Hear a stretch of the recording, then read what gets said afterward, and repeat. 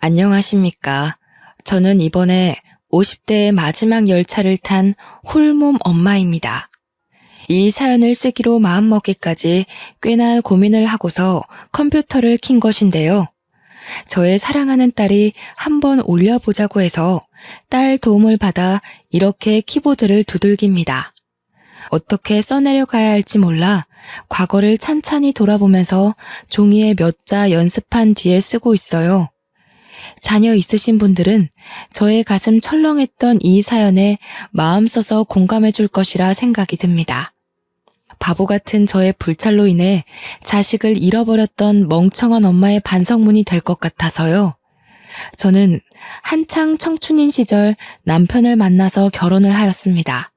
혼전 임신으로 결혼을 한 것이지만 절대 실수가 아니었고 이미 결혼을 약속한 사이에서 아이가 먼저 생겨버린 것이죠. 사실 아이를 낳기 전까지만 해도 저희 부부는 남들 해먹고 사는 만큼 평범하게 살았습니다. 남편이 돼지고기 납품 업체 사장으로 있었는데 계약건이 많아서 가정을 꾸리기에 문제없는 형편이었거든요. 그런데 남편의 승승장구에 배가 아팠던 부하 직원의 나쁜 시기로 남편은 거짓 누명을 썼고 사업은 부도를 맞게 되었죠. 그때는 저희가 이미 결혼을 했을 때였고 아이도 출산일을 앞두고 있는 상황이었습니다. 그런 와중에 사업 부도 때문에 집안에 압류딱지가 붙게 되었어요. 또 작은 아파트를 마련했던 곳에서도 쫓겨나고 말았습니다. 부도라는 일이 마냥 남일 같기만 했는데 제게도 일어날 수 있는 일이라는 걸 그때 실감했네요. 남편도 홀로 자책을 굉장히 많이 했거든요. 제 몸이 한참 불편할 때여서 길거리를 오래 돌아다니는 건 불가능했는데 그 때문에 남편이 굉장히 고생을 했었습니다. 남의 집을 두들겨 생전해보지 않은 구걸도 했고 저렴한 여관에 찾아가 무릎 꿇고 사정하며 공짜로 숙식 제공을 받기도 했죠. 그래도 저희 부부의 긴박한 처지를 이해해 주시는 분들이 많았습니다. 제가 임산부인 걸 보고 마음 써서 들여보내주신 어르신 부부들을 지금도 하나하나 마음속에 기억하고 있답니다. 제 몸이 이렇지만 않았어도 남편의 고생을 반으로 덜어줄 수 있었을 텐데 남편한테도 미안하고 뱃속의 아이에게도 미안하더군요. 남편은 있는 돈 없는 돈 털어서 주위 친구들에게 돈까지 빌린 다음 작은 단칸방 월세를 구했는데요. 본래 성심이 좋던 남편은 동료 직원들뿐만 아니라 학교 친구들에게도 인식이 좋던 사람이었어요. 그래서 친구들도 제 남편이 어렵게 되자 작은 돈 모아 남편에게 그냥 줬다고 들었습니다. 겨우 얻은 월세방은 남녀 나란히 누우면 족할 만큼 작았는데요. 그래도 화장실 있고 가스버너랑 냉장고가 있어서 생활은 가능한 곳이었죠. 남편은 저에게 미안하다고 최선이었다고 하는데 저는 전혀 문제될 게 없었습니다. 우리 식구 몸만 뉘일 수 있는 곳이면 어디든 좋았거든요. 그 후로도 안전한 건 아니었습니다. 저와 남편은 빚쟁이로부터 숨어 지내야 해서 마음대로 바깥을 나서지도 못했어요. 남편이 몰래 변장해서 바깥에 노동일을 해서 벌어온 1급으로 근근히 살았죠. 저는 병원 검진도 일부러 가지 않았어요. 입에 풀칠하기도 어려운 사정에 남편에게 부담을 짊어주기 싫었거든요. 그런데 문제는 역시 제 뱃속의 아이들이었습니다. 남편이 힘들까봐 애써 모든 근심과 스트레스를 참고 지냈어서 그런지 출산 예정일이 아닌데 진통이 빨리 찾아왔더라고요. 물론 한두 번이 아니었기에 참으면 또 괜찮아지겠지 싶어 이악 물고 버텼으나 그날은 여느 때와 좀 다른 산통이었습니다. 결국 남편이 퇴근할 때쯤 혼조를 해버려 119에 실려갔죠. 아마 남편이 퇴근하고 도착할 때까지 방치되어 있었을 겁니다. 그런 상황에서 당연히 아이가 무사하지 못했을 거라고 생각했어요. 그런데 아이가 너무 예쁘게 태어나줬더라고요. 조금 당황했던 건 아이가 하나가 아니라 둘이었다는 거죠. 너무 예쁜 쌍둥이였습니다. 검진을 받지 못해서 뱃속에 두 아이의 생명이 있는지 모르고 있었거든요. 우리 아이를 기다렸던 남편에게 얼른 이 소식을 알려주고 싶었어요. 그런데 남편을 찾기도 전 간호사 한 분이 저에게 전해준 쪽지가 있었는데요. 남편이 쓴 메모였습니다. 삐뚤한 글씨로 금방 돌아오겠다는 내용이었죠. 알고 보니 제가 출산을 하고 쌍둥이를 품에 안은 사이 남편은 빚쟁이한테 들켜 도망을 간 것 같았습니다. 남편이 병원비를 계산해 주었지만 입원을 길게 할 수 있는 여건까지 마땅치 않아서 몸을 가눌 수 있을 정도의 퇴원을 하였습니다. 집으로 돌아가서 홀로 산후조리를 했죠. 하루 이틀이 지나도 돌아오지 않는 남편에 한 번은 찾아 나서 볼까 싶었지만 혼자서 몸조리를 하는 터라 그만큼 회복이 너무 느려서 마음처럼 못 움직이겠더군요. 그래도 쌍둥이들만 보면 세상 근심 다 씻기는 기분이라서 버틸 수 있었어요. 그렇게 1년의 시간을 보내고 말았네요. 다시 돌아올 남편을 매일 손꼽아 기다렸으나 끝내 남편은 나타나지 않았습니다. 그 사이 저는 생계를 위해 일자리까지 구해서 일을 하고 있었는데요. 쌍둥이를 집에 홀로 둘 수 없어서 두 아이를 데리고 다니는 일을 찾아야 했어요. 정말 고맙게도 제 사정을 이해하고 받아준 업체가 바로 우유 배달이었어요. 처음에 우유 사장님은 저를 내쳤다기보다는 제 건강 걱정으로 말리려 했습니다. 하지만 제가 당시 할 수 있는 일은 그게 유일하다고 생각하였기에 시켜달라고 제발 사정을 했죠. 사장님이 언제든지 불편한 곳 있으면 말해달라고 배려를 많이 해주셨고 저보고 따로 수금은 걱정하지 말라고 하셨어요. 저는 그렇게 새벽 일찍 쌍둥이를 데리고 우유 배달을 다녔습니다. 100만 원 조금 넘은 돈을 월급으로 받으면서 월세랑 관리비 내고 아이들 먹이고 입힐 걸 구매했죠. 제 옷은 계절용으로 한 벌씩이면 충분했고 김치랑 쌀 10kg 하나를 사서 반개월 이상 그렇게만 끼니를 해결했습니다. 혹시라도 남편이 돌아올까봐 이사를 안 가고 있었는데 벌써 쌍둥이들이 초등학교 갈 날을 앞두게 되었지 뭡니까. 학교랑 당시 살고 있는 곳이 너무 멀어서 위험했어요. 하지만 저희가 이사를 가고 나서 남편이 돌아오면 어쩌나 그 생각에 차마 행동을 쉽게 옮기지 못했죠. 유치원 과정은 어찌어찌해서 제가 나름 가르쳤으나 학교는 의무교육이니 보내야 하잖아요. 여러 번 고민 끝에 우선은 애들이 먼저라고 보고 저는 결국 집을 내놓았습니다. 혹시 몰라서 집 우편함에 쪽지랑 전화번호를 남기고 나왔어요. 아이들이 학교에 있는 시간 동안 저는 그 시간에 할 수 있는 일을 찾아 다른 일을 시작했는데요. 마침 학교 주변 작은 마트에서 계산원을 구하고 있었는데 거기 근무 시간이 괜찮더라고요. 아침 9시에서 3시까지 하는 거였어요. 아이들 학교 시간보다는 조금 늦은 퇴근이지만 저는 아이들에게 마치면 어디 가지 말고 꼭 남아있으라고 했어요. 선생님한테도 특별히 부탁을 했고요. 늘 제가 퇴근하고 가면 아이들은 학교 방과 후 교실에 잠시 맡겨져 있었습니다. 아이들은 언제나 얌전하고 착한 것이 엄마 말을 잘 들었고 저만 보면 쪼르르 달려와 안아주곤 했죠. 남편이 오기 전까지 혼자 아이들을 잘 키워낼 수 있을까 걱정 많이 했는데 아이들이 도와줘서 나름 제 방식대로 잘 살아가고 있는 중이었어요. 그런데 늘 착실하게 제 말을 잘 듣던 아이들이 그날은 어쩌다 친구들 무리에 휩쓸려 버렸는지 모르겠습니다. 그날 일이 벌써 몇 년 전인데도 아직까지 마음에 담아두고 있네요. 그때 생각만 하면 여전히 손이 떨립니다. 저는 여느 때처럼 마트 일을 마치고 아이들에게 줄 과자 2봉지를 사서 학교에 갔는데요. 선생님 하는 말이 애들이 하교를 했다는 겁니다. 엄마를 밖에서 만나면 된다고 했다네요. 학교 앞에 병아리 아저씨 오는 날이었는데 같이 놀던 친구들이 단체로 그거 구경하러 가는 바람에 함께 갔다는 거 아니겠어요? 그 소리를 듣고 저는 서둘러 학교 밖으로 뛰어나왔습니다. 들어올 때도 이미 알았지만 병아리 아저씨는 없었어요. 제가 못 찾는 건가 싶어서 이리저리 뛰다가 학교 후문까지 가게 되었는데 거기서 아이 한 명이 울고 있더라고요.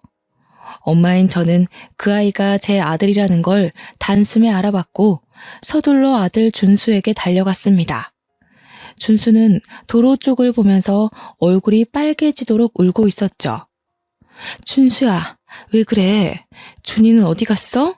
왜 혼자 있어? 준이는 둘이 같이 있었던 거 아니야? 준이는 어쩌고 혼자서 이러고 있어? 모르겠어. 준이랑 같이 병아리 아저씨 보고 있었는데 갑자기 없어졌어. 준이를 막 불러도 준이 목소리를 못 찾겠어. 학교에도 없어. 이때 저는 철렁 내려앉은 간 때문에 다리에 힘이 풀려버렸습니다. 심장이 너무 빨리 뛰고 손이 떨려서 당장 머릿속이 새하얘졌어요. 그렇게 준수를 붙잡고 한참을 불안에 떨고 있다가 혹시 어디선가 준이가 울고 있지 않을까? 이쯤 되면 친구들이랑도 다 헤어졌으니 엄마를 찾고 있지 않을까? 그런 간절한 마음을 안고 서둘러 일어나 준수 손을 잡고 다시 학교를 찾았어요. 급히 학교 안을 뒤지기 시작했습니다.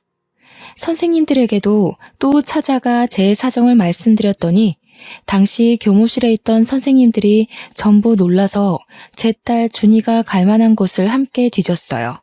결국 한 선생님의 신고로 경찰까지 오게 되었고 함께 학교 CCTV까지 뒤지게 되었죠. CCTV에 준이가 찍혀 있는 걸 보고 저는 잠깐 안도를 했던 것 같습니다. 준이를 찾을 수 있다고 막연히 믿었던 겁니다. CCTV 화면을 가만히 지켜보는데 준이가 병아리를 사가는 친구들을 따라가다가 함께 버스를 올라타 버렸더라고요. 그걸 보자마자 저는 애가 타고 마음이 급해져서 몸을 제대로 가누지도 못했습니다. 아휴, 어떡해. 내 딸. 아이고, 선생님, 준이 어떡해요? 제 딸 어떡해요? 한 번도 버스를 타본 적이 없는 아이예요. 경찰 선생님, 제 딸 좀 찾아주세요. 어머님, 우선 진정하시고요. CCTV 찾아서 버스 노선 따라가다 보면 찾을 수 있을 겁니다. 요즘은 거리마다 카메라가 설치되어 있잖아요. 그렇죠, 경찰관님? 그럼요. 버스 탄 시간이 얼마 안 된 것 보면 금방 찾아낼 수 있습니다. 어머님께선 일단 저희랑 같이 서해 신고 접수하러 가시죠. 주변에서 저를 안심시켜 주었지만 저는 이미 온전한 정신이 아니었습니다. 불안한 마음이 가시지 않아서 그때부터 거의 오열했던 것 같아요. 경찰서에 가서 우리 딸을 실종 신고로 접수했고 경찰이 아이를 찾게 되면 연락 주겠다고 해서 일단 준수만 데리고 집에 왔습니다. 아이 하나 없을 뿐인데 집이 텅텅 비어 보이더군요. 준이 생각 때문에 도통 진정이 안 됐어요. 깜빡하고 준수 밥도 못 챙겨줬다는 걸 뒤늦게 알고 알턴 몸을 일으켜 밥을 준비했죠. 그러면서도 휴대폰을 몇 번이나 들여다봤는데 날이 저물어 가도록 경찰서에서 연락이 없더라고요. 그러다 꼬박 밤이 되었을 무렵 제가 먼저 경찰서 다시 연락해봤습니다. 어머님, 저희가 최대로 찾고 있는데 아무래도 아이가 아줌마 한 분을 따라간 것 같아요. 버스에서 내린 곳은 확인이 됐는데 그 동네가 인터넷도 잘 안 터지는 곳이라 CCTV도 몇 개 없더라고요. 뭐라고요? 아줌마라뇨? 무슨 아줌마요? 그럼 지금 우리 딸 못 찾고 있다는 말씀이세요? 우리 딸 찾아준다고 하셨잖아요. 아이고 준이야, 우리 준이 찾을 수 있다면서요, 선생님. 이쯤 되면 미아 신고가 접수돼서 연락이 올 법한데 데려간 사람이 경찰서에 맡기지 않았나 봐요. 저희 쪽에서 방금 아이가 마지막으로 찍혔던 현장으로 출발했거든요. 조금만 더 기다려주세요. 죄송합니다. 저는 준수 밥을 준비하다 말고 그대로 풀썩 주저앉아 버렸습니다. 바닥에 몸을 묻고 목이 매도록 울었죠. 제가 우니까 준수도 겁에 질려서 같이 울었는데 엄마가 돼서 아들 불안을 진정시켜주지는 못할 망정 오히려 제 아들을 부둥켜 안으며 준이 이름만 여러 차례 불렀네요. 아이고 준수야, 우리 준이 어떡하니? 준수야, 네 동생 어떡해? 준이야, 제발 무사해줘. 제발 엄마한테 무사히 돌아와야 돼. 그렇게 저는 이틀이 지나도 준이를 만날 수가 없었고 경찰한테서는 최대한 찾고 있다는 소리만 반복해서 들었습니다. 준이를 못 본 지 일주일 지나서는 전국적으로 실종 신고가 전달되었고요. 한 달이 지나서는 제가 나서서 실종 미아 전단지를 만들어 붙이고 다녔죠. 선생님들도 이 사실을 알고 나서 많이 안타까워했습니다. 제가 학교 주변에 보이면 함께 전단지 나누는 걸 도와주기도 했어요. 이건 나중에 알게 된 사실인데 제 아이들을 그냥 하교시켜버린 선생님이 죄책감을 견디지 못하고 학교를 그만뒀다고 하더군요. 선생님을 탓할 생각은 없었는데 안 좋은 소식이 들리니 마음이 배로 안 좋았어요. 우리 준이는 준수보다 5분 늦게 태어났는데 고작 5분 차이라도 준수보다 많이 동생이었습니다. 오빠보다 학습 능력이나 적응 능력이 떨어져서 늘상 오빠 손잡고 다니는 걸 좋아했고요. 오빠한테 공부 배우고 오빠랑 놀면서 이것저것 많이 터득하는 걸 참 좋아했어요. 제가 가르쳐주지 않아도 준수가 알아서 준이를 잘 챙겼죠. 그게 저의 가장 큰 불찰이었던 거예요. 저는 오빠인 준수만 집 주소를 알고 있으면 된다고 생각했습니다. 준수에게는 제 전화번호, 집 주소 이런 걸 가르쳐줬는데 준이는 그걸 배우지 못했거든요. 준이가 아는 건 자기 이름이랑 학교뿐이었습니다. 그래서 제가 더 이렇게 애가 타는 겁니다. 너무 후회가 되고 다 제 잘못이라서 원망할 곳이 없었으니까요. 저는 일단 최대한 학교 가까이서 일을 해야 했어요. 마트 일도 학교 근처라 가까웠지만 그것보다 더 가깝기를 원했죠. 아이들이 정문을 들락날락하는 게 보일 만큼이요. 그나마 그러한 곳이 문방구 일이었는데 거긴 개인이 자리내서 하는 거라 딱히 알바를 쓰지 않더군요. 그렇게 생각해낸 게 작은 포차를 하는 거였습니다. 처음에는 붕어빵을 할까 하다가 준이가 국화빵을 좋아했던 게 생각이 나 국화빵으로 장사를 시작했어요. 장사하다가 한 번씩 제 딸의 모습과 비슷한 아이를 발견하면 미친 듯이 달려가 확인하는 짓을 며칠간 반복했습니다. 그러다 1년 뒤에 그토록 기다렸던 경찰한테서 연락이 왔는데요. 어머님, 김창진 씨가 남편분 되시죠? 신원 확인이 필요해서 경찰서에 방문해 주셔야 될 것 같습니다. 김창진 씨가 맞다면 애석하게도 사망한 채로 발견이 되셨거든요. 기다렸던 준이의 연락은 아니었지만 남편의 사망 소식은 저를 또 한 번 무너지게 하는 일이었어요. 남편은 끝내 식구 곁을 돌아오지 못했고 산중 어딘가에서 등산하던 사람의 신고로 유골로 발견이 되었다고 해요.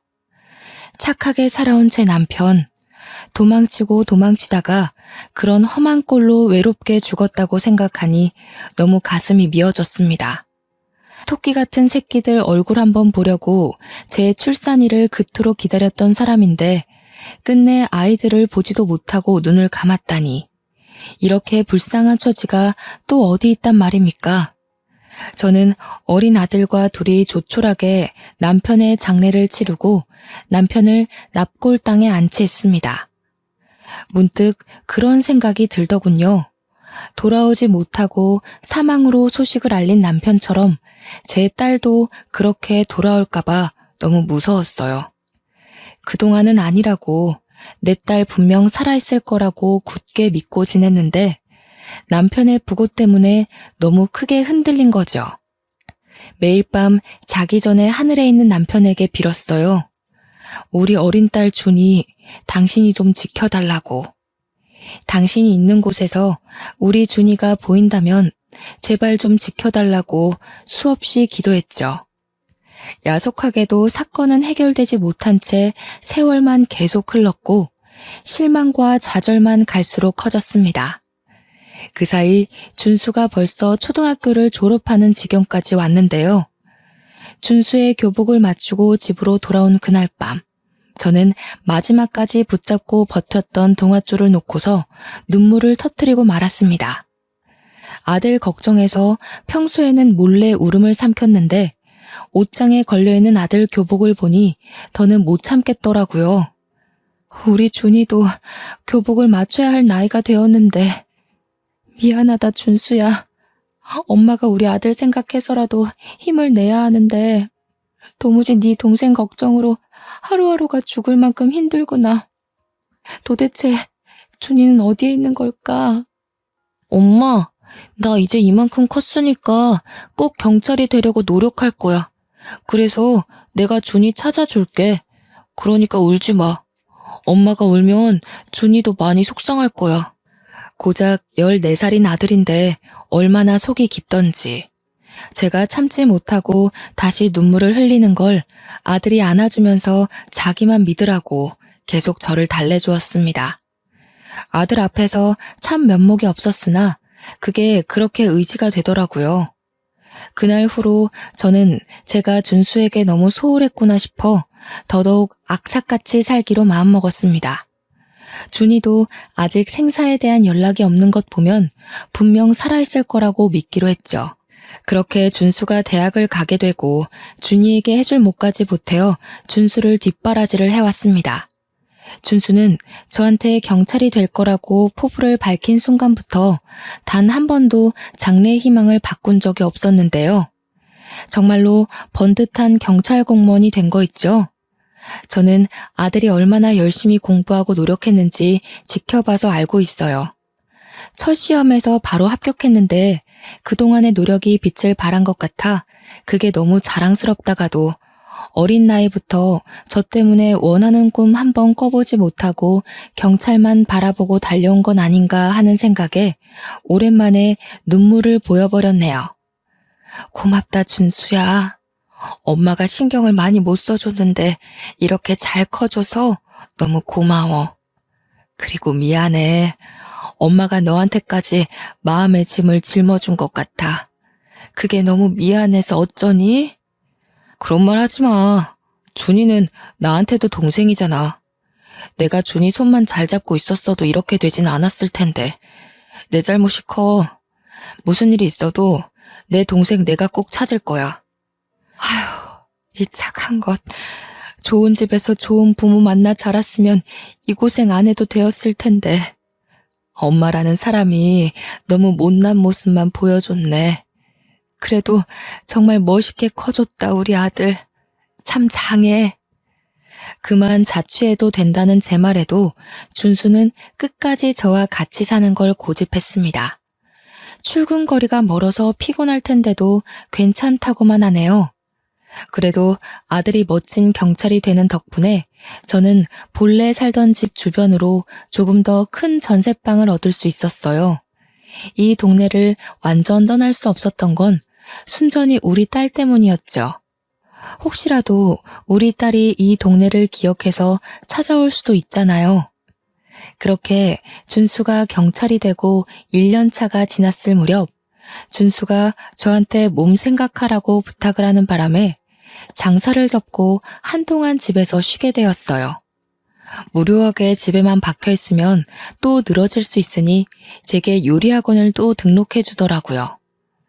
언제 한번 아들한테 결혼하기 전에 요리하는 걸 좋아했었다고 우스갯소리로 한번 말한 적이 있는데 아들이 그걸 기억하고 서프라이즈로 수강을 신청해 준 거 아니겠습니까? 솔직히 학원에서 요리 수업 받을 때만큼은 정말 하나도 잡생각이 안 나는 거 있죠? 다른 사람 인생살이도 들을 수 있었고 제 사정에 위안도 많이 받았어요.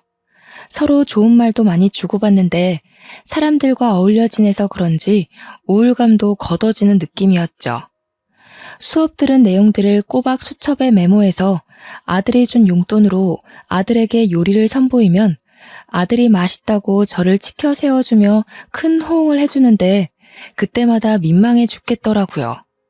그래도 어딘가 모르게 저희 집안의 분위기가 달라졌어요. 저와 아들 사이에선 늘 슬픔만 가득했거든요. 그런데 나날이 먹구름이 걷어지고 있는 게 느껴져서 솔직히 조금은 숨통이 트이는 거 아니겠습니까? 이게 다 살면서 이 못난 엄마를 보필하느라 애썼던 자랑스러운 우리 아들 덕분이겠죠. 다 죽은 사람처럼 딸 전단지를 돌리는 것도 아들의 힘을 빌려 SNS에 실종 가족 소식을 등록하고 난 뒤부터 활동하지 않았습니다. 아들이 경찰로서 선배들에게 부탁해서 힘쓰고 있으니 저보고는 다시 만나게 될 준이를 위해 몸조리하라고 하더군요. 한 번도 가져본 적 없던 저만의 시간을 조금이나마 찾아서 지내고 있을 쯤이었습니다. 준수 말고는 연락 올 데가 없는 저에게 모르는 번호로 한 통의 전화가 왔는데요. 요리학원 쪽 연락인가 싶어서 아무런 생각 없이 전화를 받았습니다. 수화기 안에서 가냘픈 아가씨의 목소리가 흘러나왔어요. 강준수 씨 댁 맞냐고 묻는 소리였죠. 네, 제가 준수 애미 되는 사람인데요. 누구시죠? 우리 준수 친구 되시는 분인가요? 전화번호를 잘못 하셨네요. 준수 번호를 알려드릴까요? 제 신원을 먼저 밝혀주었는데 정작 안에서 돌아오는 대답이 없더라고요. 누구길래 제 번호를 알고 전화를 했고 우리 아들을 찾는 건지 궁금했습니다. 혹시 제 아들에게 여자친구라도 생긴 걸까? 그런 생각도 했었죠. 계속 기다려도 대답이 없길래 여보세요? 여보세요? 두어 번 더 목소리를 냈어요. 그러니 안에서 흐느끼는 소리가 들려오는 겁니다. 그러면서 아가씨가 목소리를 겨우 내며 엄마 하는데 그 순간 심장이 바닥으로 떨어지고 말았죠. 분명 처음 듣는 목소리인데도 누군지 알 것만 같아서 저절로 눈물이 차올랐습니다. 휴대전화를 잡은 손이 떨리기 시작하더니 딸을 처음 잃어버렸을 때처럼 머릿속이 새하얘졌어요. 내가 생각하고 있는 게 맞나? 내 딸이 맞나? 혼란스럽기까지 하여 아무 말도 못하고 있었더니 내내 울음소리만 들려주던 수화기 너머로 쐐기를 박는 대답이 들려오더군요. 엄마, 나 준이에요. 준수 오빠 동생 강준이요. 죄송해요, 엄마. 보고 싶었어요. 너무 보고 싶어요. 딸 목소리로 딸 이름을 듣는 순간 저는 그동안 억눌러왔던 애통함이 한꺼번에 밀려왔습니다. 목구멍 밖으로 울음이 터져나와 버린 것이죠. 지금 뭐라고 그랬어요? 강준이요? 내 딸이요? 장난치는 거 아니죠? 어머나, 정말로 준이가 맞는 거니? 너 정말 내 딸 준이야?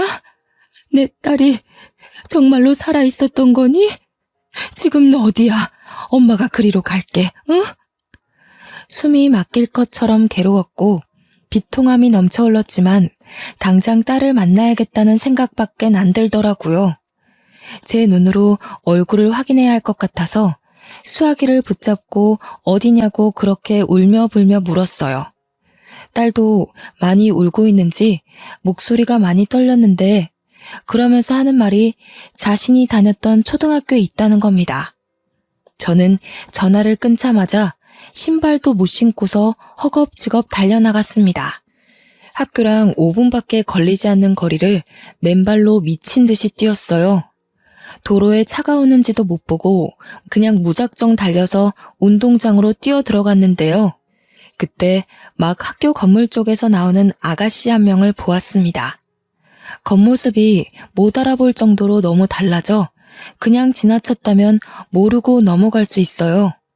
그러나 얼굴이 붉어져서 울면서 걸어오는 아가씨의 모습이 영락없는 제 딸인 겁니다. 우리 준수랑 똑 닮아서는 준수보다 선이 곱고 작은 게 딱 우리 딸이었다고요. 저는 엄마니까 제 새끼를 한눈에 알아볼 수 있단 말이에요. 틀림없이 제 딸이었어요. 제 딸. 혼절할 것처럼 몸의 중심이 흔들렸음에도 저는 딸을 발견하자마자 준이야! 목 놓아 소리쳤습니다. 과연 제가 죽기 전에 우리 딸 얼굴을 보면서 따뜻하게 이름 불러줄 날이 올까 염려 많이 했거든요. 그래서 그동안에 한을 담아 준이를 몇 번이나 더 외쳤어요. 금세 가까워진 딸은 몸만 자랐지 얼굴은 마지막으로 봤을 때와 똑같더라고요. 너무 보고 싶었다고 아이처럼 안기는 준이를 꽉 보듬어주며 그 자리에서 얼마나 울었는지 모릅니다. 몇 번이고 딸 얼굴을 다시 확인하면서 이게 꿈인지 생시인지 정신 차려가면서 부둥켜 안고 오열하기만 했어요. 대체 이게 어떻게 된 거야? 도대체 어딜 갔었던 거야? 엄마랑 준수가 얼마나 걱정했는지 알아? 살아있다고 믿어야지.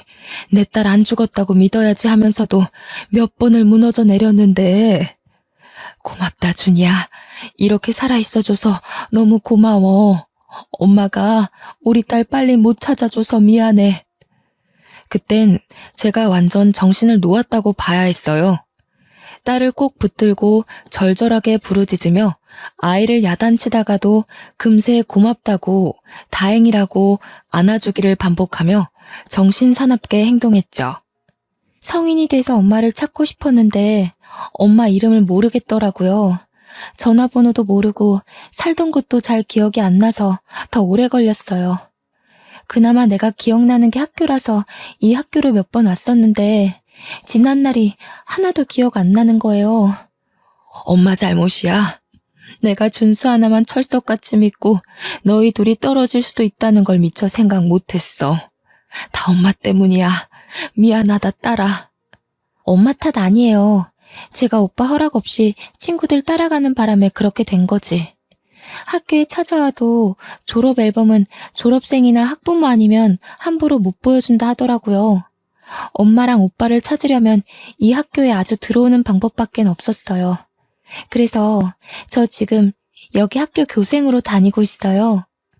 자기 오빠 이름과 초등학교만 알고 있었던 딸은 이 학교를 졸업한 준수 앨범을 찾아서 제 전화번호를 발견했다고 했습니다. 딸도 딸 나름대로 고생해서 지 친엄마를 찾고자 애를 썼다고 하니 그건 그거대로 또 가슴이 미어지더라고요. 엄마가 지금 꿈을 꾸고 있는 건 아닌가 싶다. 어떻게 내 딸이 꿈에서만 보던 내 딸이 이렇게 살아 돌아왔을까? 세상에 무슨 이런 일이 다 있어. 제가 좀처럼 눈물을 멈추지 못하고 몇 번이나 몸을 휘청이자 딸이 저를 데리고 가까운 벤치로 향했습니다. 그 자리에서 저와 딸은 한참이나 더 깊은 이야기를 나누었죠. 미처 신발을 못 신고 나온 저를 위해 딸이 자기 신발을 벗어주기까지 했네요. 저는 혹시라도 이 모든 게 환상이라 딸이 사라져버릴까봐 딸 손을 꼭 힘주어 잡고 있었습니다. 여태 딸 얼굴을 확인하고 울부짖느라 정신없어서 정작 딸이 어떻게 살아왔는지 묻지 못했더라고요. 앉아서 해가 다 저물도록 딸 이야기를 들어주었는데요. 그날 버스를 타고 친구들이 각자 집에 다 내려서야 딸은 오빠를 잃어버렸다는 걸 알았다고 했습니다. 그걸 알고서 뒤늦게 아무 정류장에서 내렸다고 했어요. 한참을 오빠와 엄마를 찾으며 울면서 걸었다네요. 해가 다 저물 때까지 목이 터져라 울었는데 주위를 보니 건물이 몇 개 없고 풀이 많았다고 하는 겁니다. 사람 한 명 없는 그곳에서 자기 엄마 같은 아줌마 한 명과 마주쳤는데 아줌마도 울고 있었다고 했습니다. 그 아줌마가 자신을 데려가서 밥을 먹여줬다고 하더라고요. 딸이 말하는 아줌마가 과거에 경찰이 말했던 그 아줌마가 아닐까 싶습니다. 그날 아줌마도 교통사고로 우리 딸과 비슷한 또래의 자식을 잃고 길거리를 거닐며 서럽게 울고 있었다네요.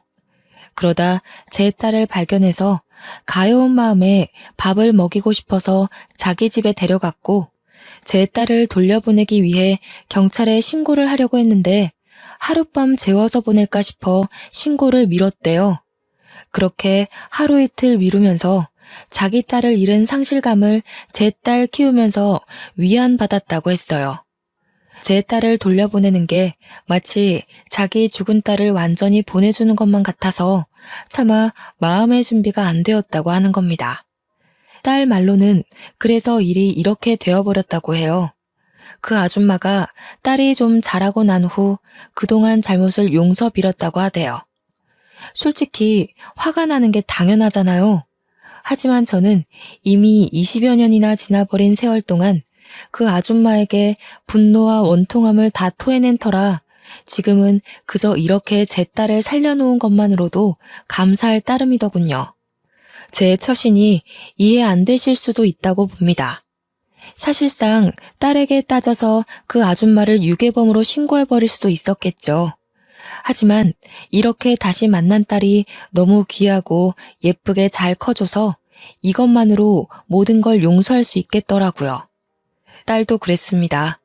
아줌마 정작 착하고 불쌍한 사람이라고 자기를 정말 친딸처럼 아껴주고 늘 옆에 있어줘서 고맙다고 눈물을 보인 사람이라면서요. 우리 딸이 나쁜 어른한테 잡혀가지 않은 게 얼마나 다행입니까? 요즘처럼 위험한 세상에서 실종되고도 살아있다는 게 정말 기적이 아닙니까? 이건 정말 하늘이 지켜주고 우리 남편이 딸을 보살펴주고 있었다고밖에 해석할 수 없었어요. 저와 딸은 해가 저문지도 모르고 한참 동안 얼굴 보며 얘기를 했는데요. 곧 아들이 퇴근할 시간이 되었더라고요. 준수가 너 많이 기다렸어. 엄마가 우리 준이 보고 싶어서 힘들어할 때마다 네 오빠가 이 엄마를 얼마나 듬직하게 지켜줬는지 아니? 네 오빠도 정말 고생 많이 했어. 엄마 위하느라 울음을 많이 참았거든. 참, 네 오빠 경찰 됐는데 너 찾으려고 경찰 된 거야. 오빠 보고 싶어요. 엄마랑 오빠 얼굴 잘 기억이 안 나서 속상했는데 얼른 만나고 싶네요. 또 오빠한테 잘못했다고 용서도 빌어야죠.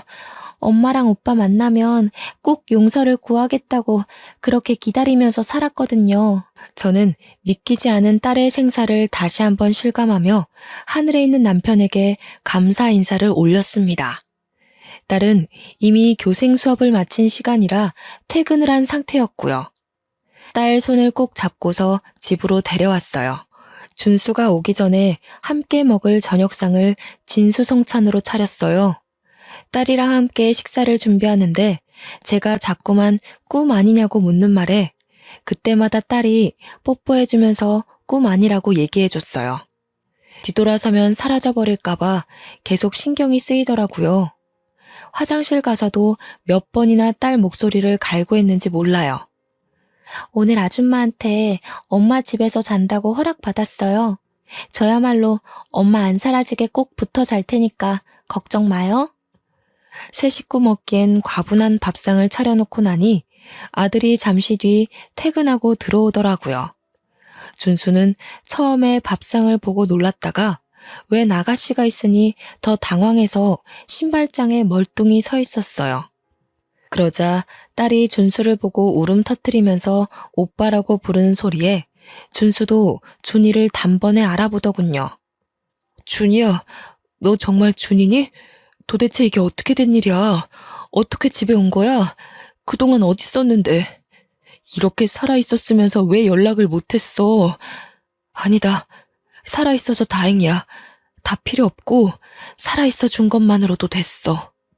다 크고 나서는 준이 일로 눈물을 참기만 하던 준수가 자기 동생을 안아주며 우는데 참 서럽게 울더라고요.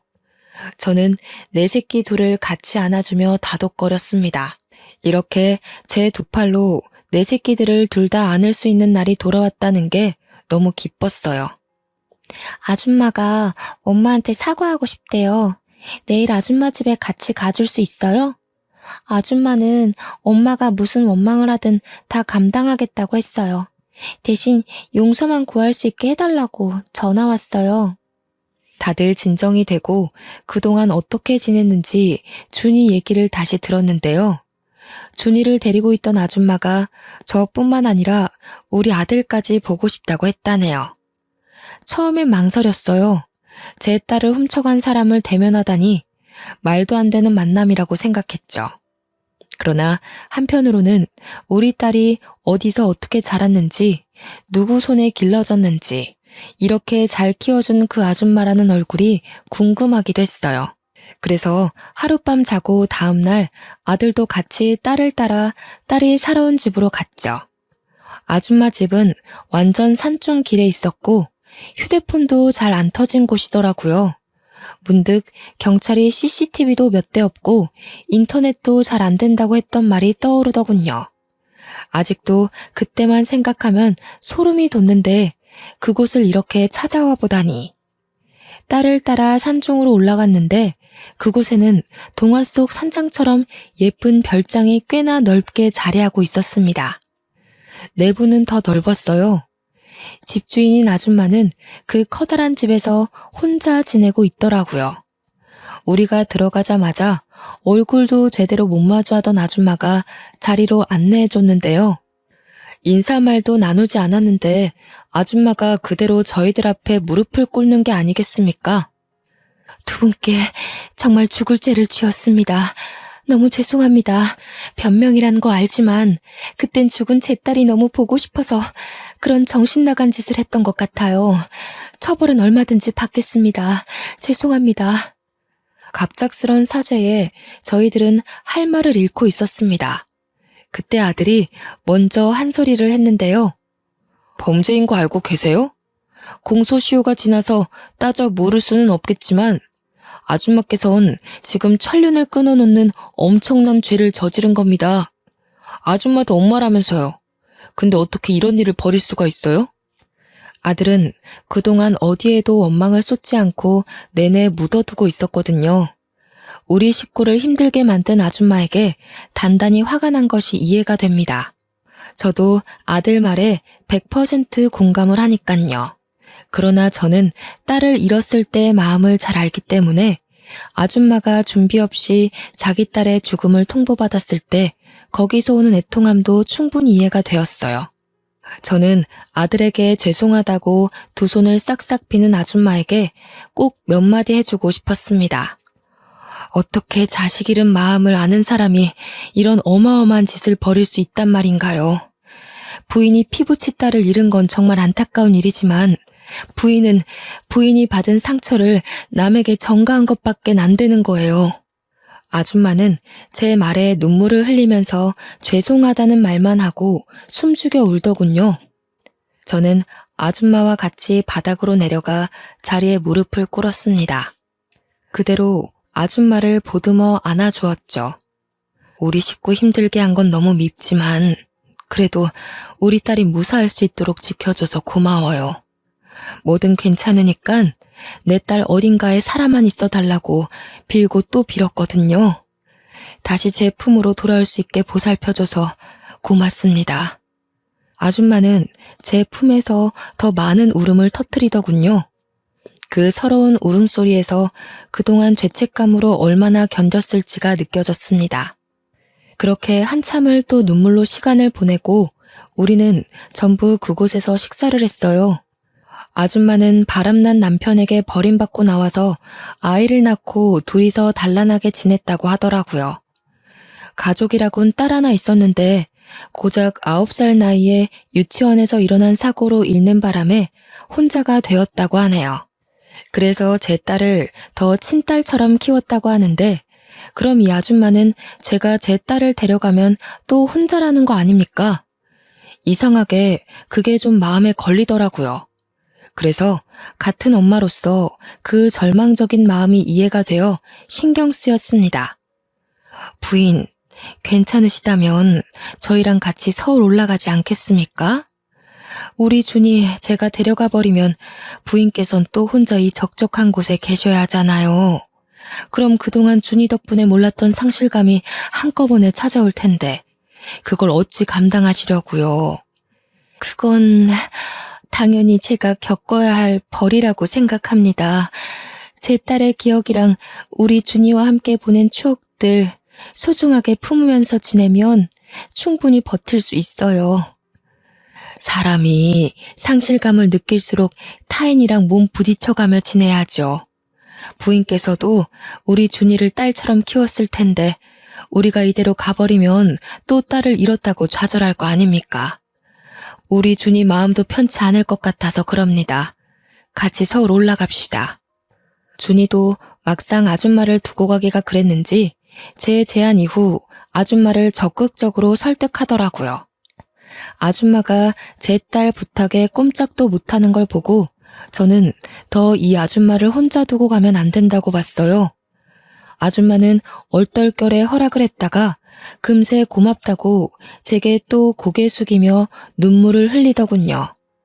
그리고 이 사실은 몰랐는데 알고 보니 아줌마는 서울이랑 지방 두 군데에 건물 두 채씩이나 있는 건물주였더라고요. 다 처분하고 그 어마어마한 돈을 쓰지도 않고 가지고 있었는데 그나마 그 돈을 사용한 이유가 우리 준이를 위해서였대요. 준이는 제 생각보다 훨씬 더 호강받으면서 살았던 거죠. 아줌마는 그날 이후 자진해서 서울 중심으로 집을 구하더니 저희 집에 이삿짐 센터까지 보내왔습니다. 제안은 제가 했다만 대접까지 제가 받는 기분이더군요. 아줌마가 부자 동네에다가 주택을 하나 매매하고서 우리에게 보여줬는데요. 이 정도의 집을 원한 게 아니었는데 우리는 그 값비싼 건물을 보고 다 어안이 벙벙했어요. 부인, 앞으로 돈만큼은 걱정하지 마세요. 제가 가진 게 돈밖에 없어요. 부인께서 저한테 식구를 선물해 주셨으니 저는 제가 가진 모든 걸 드릴게요. 아줌마는 딸이 이전에 말했던 대로 정말 착하고 불쌍한 그리고 순수한 사람이었습니다. 아들도 그게 느껴졌는지 얼굴 보고 안면 튼 지 3일 만에 전 재산을 바치려고 하는 아줌마를 보고 더는 원망 섞인 소리를 못 하더라고요. 오히려 저 아줌마가 어디 가서 사기 안 당하게 조심시켜야겠다고 주의를 기울이고 있었어요. 그 얘기를 저한테 심각하게 하는데 저랑 딸이 얼마나 웃었는지 몰라요. 어쨌든 제게는 뜻밖의 식구가 하나 더 생긴 셈이었어요. 아들 하나, 딸 하나, 그리고 저와 나이가 1살 차이 나는 순박한 언니까지요. 아줌마는 저보다 더 우리 애들한테 관심과 애정을 주었는데요. 준이뿐만 아니라 준수 뒷바라지까지 솔선수범으로 나서서 지원해주고 있어요. 제가 그렇게까지 안 해줘도 된다고 해도 언니는 다 자기가 좋아서 해주는 거라고 자기 자식 같아서 해주고 싶다고 하길래 그냥 내버려 두고 있습니다. 언니한테는 그게 또 속병을 치유하는 방법 중 하나일 테니까요. 그렇게 정말 죽을 만큼 힘든 세월을 보내고 저는 지금 너무나 큰 기적의 삶을 살고 있답니다.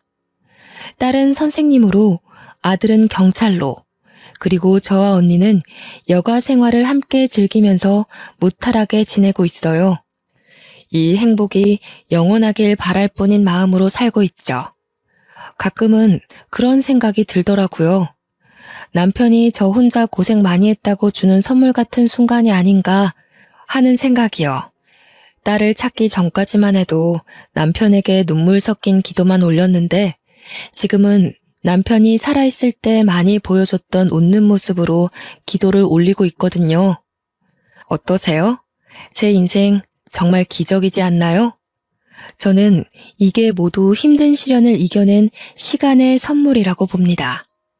다들 나 혼자만 종종 걸음하고 있는 게 아닌가 하는 생각이 들더라도 결코 무너지지 말았으면 좋겠어요. 굳센 비바람 뒤에는 무지개가 떠오르는 법이잖아요. 여러분들의 간절한 바람이 모두 이루어지길 진심으로 바랍니다. 제 사연은 여기서 마무리하겠습니다. 긴 글 감상해 주셔서 고맙습니다. 늘 안녕하세요.